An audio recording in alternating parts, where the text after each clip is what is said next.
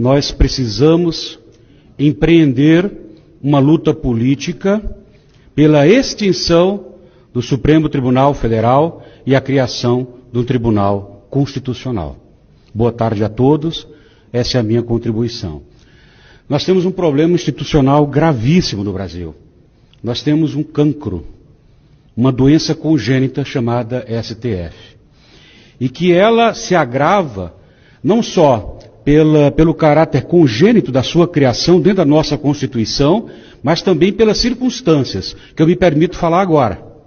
Nós temos péssimos brasileiros sentados naquelas cadeiras. Covardes, mentirosos, homens sem deontologia, sem critérios morais ou princípios de homens públicos, porque não respeitam a democracia, não respeitam as eleições, não sabem seu lugar, não sabem seu papel. Recentemente, alguns anos atrás, recebemos um juiz da Suprema Corte do Tribunal Constitucional Alemão e a RBS queria entrevistá-lo, não tenho bem certeza se era a RBS, mas a TV queria entrevistá-lo e ele disse, não posso, eu não sei o que os meus colegas pensariam. Eu me expondo, dando entrevista. Então vejam a importância da criação de um Tribunal Constitucional. Nós temos um preso político no Brasil chamado Roberto Jefferson.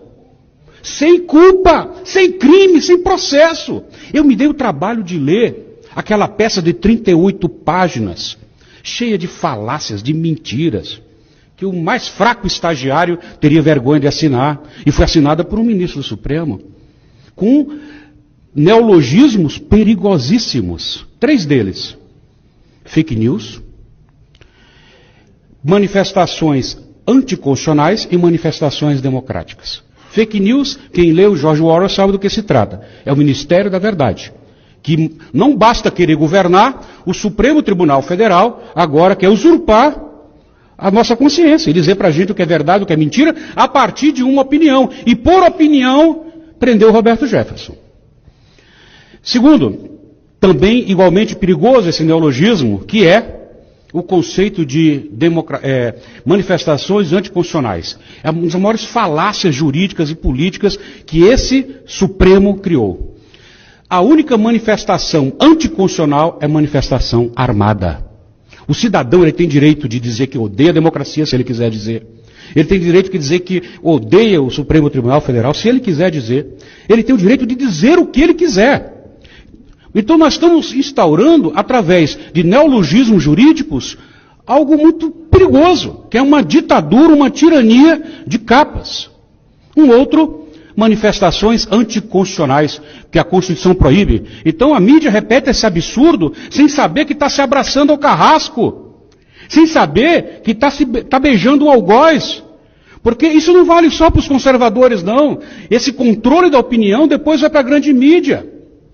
Então eles ficam dizendo, manifestantes pediam a volta dos militares, o que é anticonstitucional. Não é anticonstitucional.